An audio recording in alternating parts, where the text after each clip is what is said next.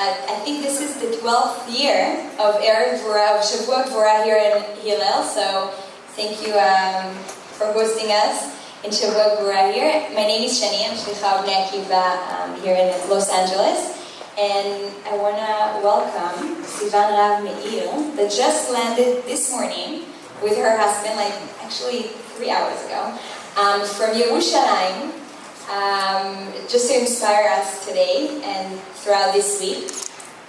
Actually, Sivan was chosen to one of the 50 most influential Jews in the world this year. So I hope you will enjoy it, and welcome Sivan.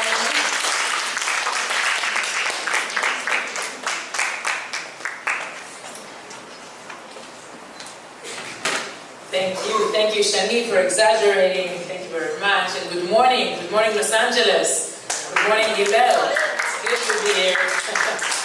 It's great to be here. We just landed a few hours ago. That's the first talk, the first lecture. I think it's the first out of 9. I don't remember all the names of the schools and the places, but you're the first kids that I'm meeting here, and it's exciting to be here. And basically, I'm ashamed to stand here because you all know what is Shavua Gvura, right? Shavua Gvura, heroism, strength, to be a hero, Gvura in Hebrew. But the people that stood here in the last 10 years were really heroes. They brought real heroes from Israel. I know them. And now they brought me. I'm a journalist, okay? I'm not a hero. But I do want to discuss together what is heroism today. What is Gvura? When we say the word Gvura, what do we mean?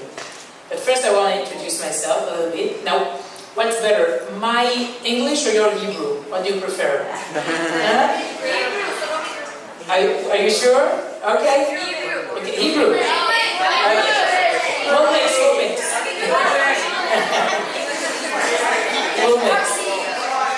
Okay, how was it? The shake thing? This thing? How did you do it? Okay. Good. So, there will be a few words in Hebrew. You will study a little bit of Hebrew during this talk. But first I want to introduce myself. So my name is Sivan, Rahav, Meir. I come from Jerusalem. I live not here near the Western Wall. I live in the entrance to the city, a new neighborhood called Mishkenot HaUma. You are more than invited. It's near the central station, Tachana Merkazit, the entrance to Jerusalem. And I work for the Israeli TV and radio and newspapers. I work as a journalist since the age of 6. We will discuss it in a minute.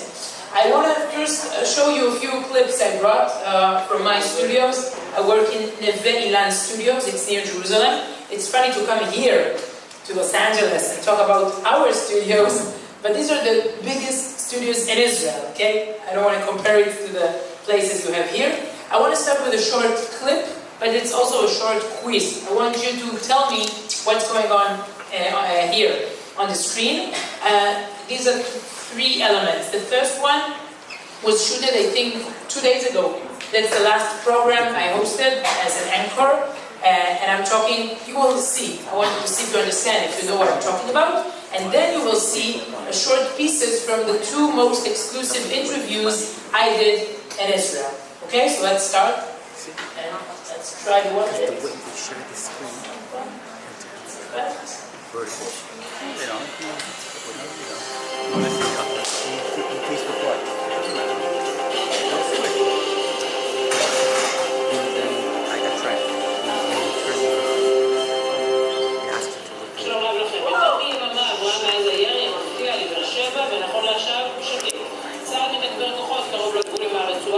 לחידוש העימותים אחר הגדר.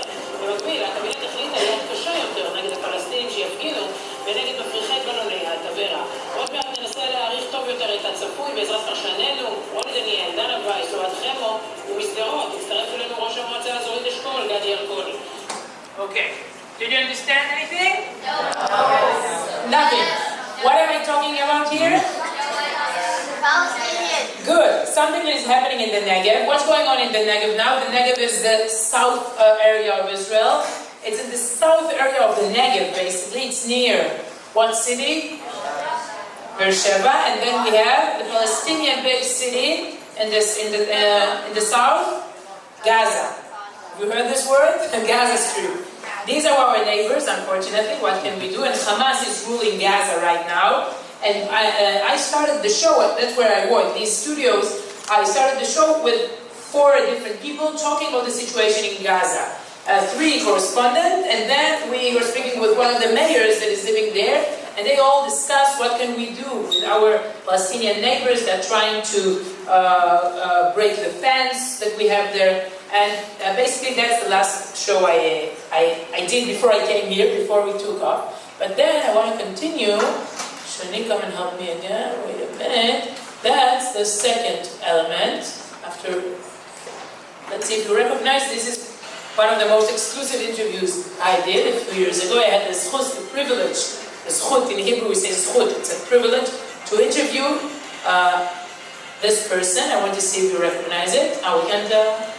Okay, you'll have to watch it again in a minute.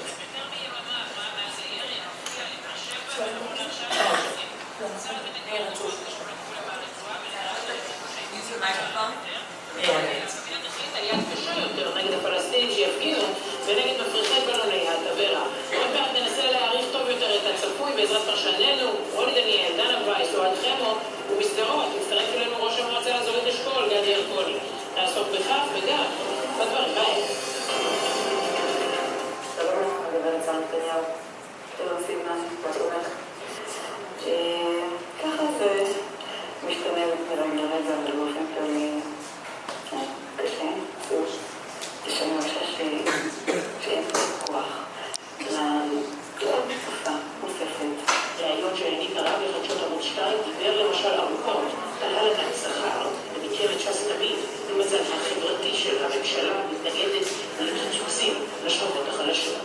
איך הוא היה שבשיא פשוטה ששרתי ואולי מהגבולת יש מילה כזאת קודם כל אני לא אעמיד בכל זה.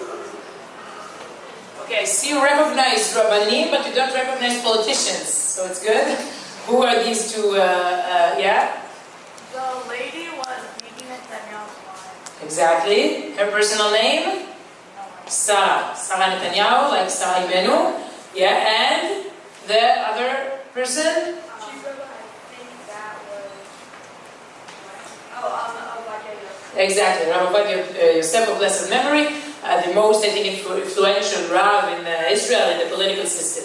So these are just 2 examples of the most important exclusive interviews I did during the years, but I interview people all the time. That's my job, that's what I do. I was brought up in Herzliya, city near Tel Aviv. And as I said, I became a journalist at the age of 6. Now that's maybe, my personal story can maybe help you at your age. How old are you now? 12, 13, 14? Okay, approximately, okay. So when I was 6, it was first grade, elementary school. And our teacher, her name was Ricky, taught us the alphabet, how to read and how to write, Ivrit. And it was like a magic for me, because I wasn't talented in anything else. I guess at the age of 6, you remember yourself, and you already have like your self-esteem and how do you see yourself in the society at the age of 6.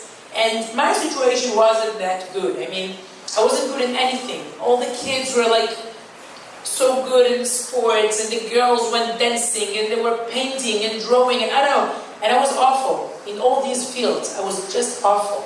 And then the teacher Ricky came with this magic called reading and writing, Aleph, Beis, Gimel, etc., etc. And I started discovering this magic, and it never stopped. For 30 years, that's what I'm doing. At the age of 7, there was this girl sitting next to me. Her name was Karen. And we sent notes. I don't know, today do you send notes? Do you still write notes to your friends? Or it's all of these Apple iPads you have and you can text them there? I don't know. The teachers are part of the group, the network? Or you all have? Okay. But anyway, no, that's cool to come and see like a school with an Apple icon on it. So we just wrote simple notes, and I gave it to Karen, and I asked a question there.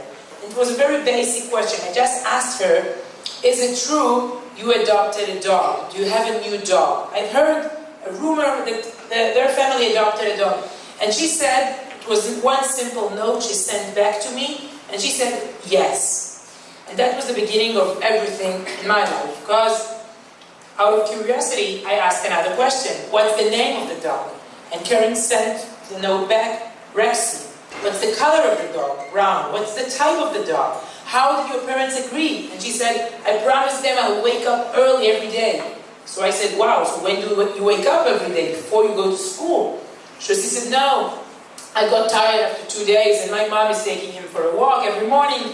So I had like this mountain of notes on my table, and this was the first interview in my life.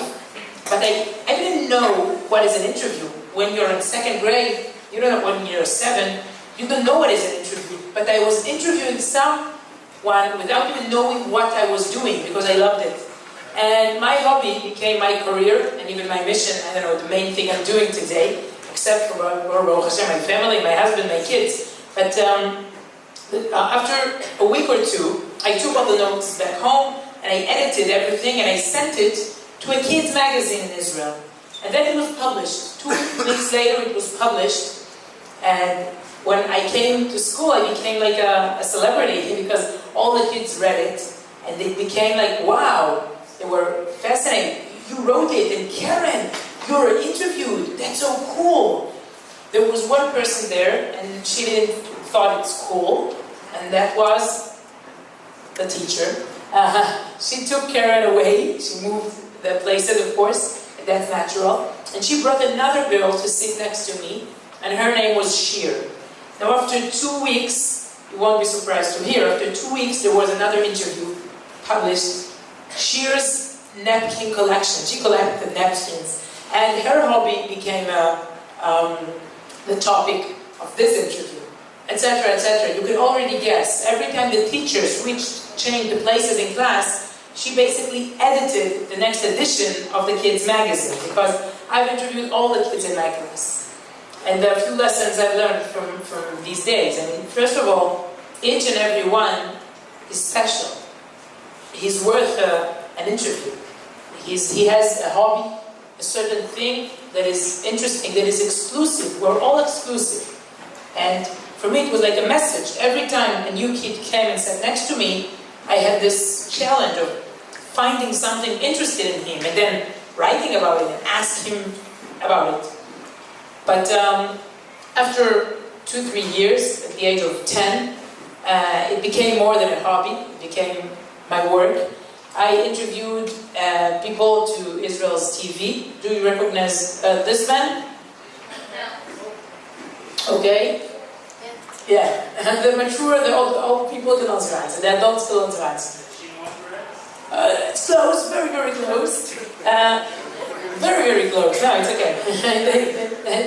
Many people confused. That's Yitzhak Rabin of blessed memory, our prime minister these days. So again, as a small girl, I missed school, and I went interviewing our prime minister, Yitzhak Rabin. Now, after 2-3 days, I missed school again, interviewing Shimon Peres. He was the Minister of Foreign Affairs. Welcome. And after 2-3 days, again, I remember I didn't go to school.